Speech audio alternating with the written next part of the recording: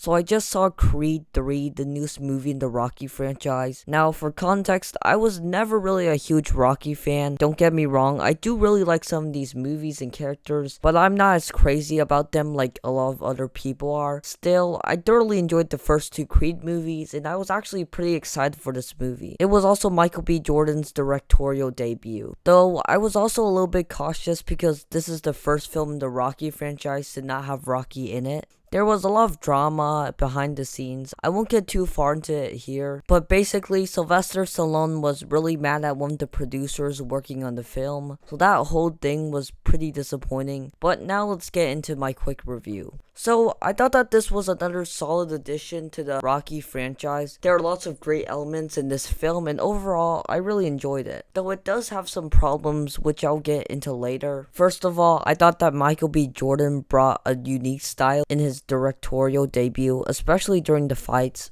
I actually liked how he shot the fights, but I know that it's not gonna be for everyone. The story is very different from the rest of the Rocky franchise, and it's doing something new. One worry I had for this film was that the story would be too similar to the other Rocky and Creed films, and it would copy a lot of the same plot beats, and it just wouldn't be a fresh story, but I was pleasantly surprised. It still has some of the same plot elements as the other Rocky and Creed films, but brought something new to the table. I really like how this film dives into Adonis's backstory, since we didn't really see that in the first two films. We see him in a different place in life in this movie, with him having a family and living in a mansion, and he basically stopped boxing. Of course, the standout here is Jonathan Majors, who just crushes his role as a both brutal but compelling villain. Damien is my favorite villain from the Creed trilogy, since we actually spend time with him throughout the majority of the film, and he has a personal relationship to Adonis. You can see why he is the way he is, judging by what happened to him in the past, and you sometimes can even feel a little bad for him. He can be terrifying and brutal in some scenes, but also sympathetic and sincere in other scenes. He's just a great villain. Also, the thing is, I didn't really think that the story needed Rocky to be in it for it to work. I mean, lots of people will feel the absence of Sylvester Stallone throughout the movie, and I can see why you wouldn't want to go to a Rocky movie without Rocky in it.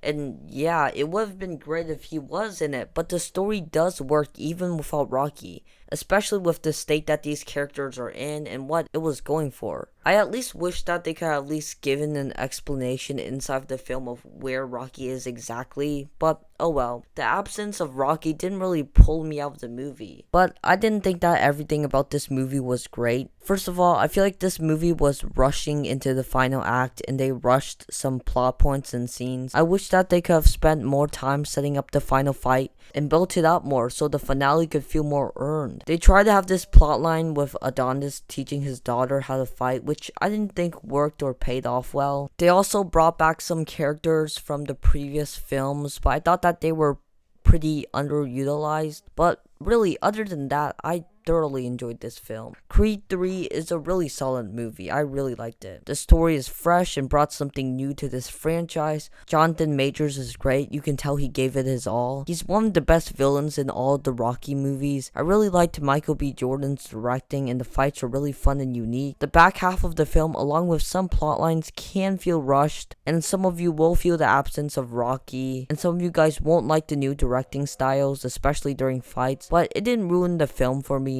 I can't really rank this film with the other two Creed movies, since all of them are pretty solid and I don't know which ones I like more. But this movie is really good. You should definitely watch it, especially if you like the first two Creed films. And I'm giving Creed 3 a solid 8 out of 10.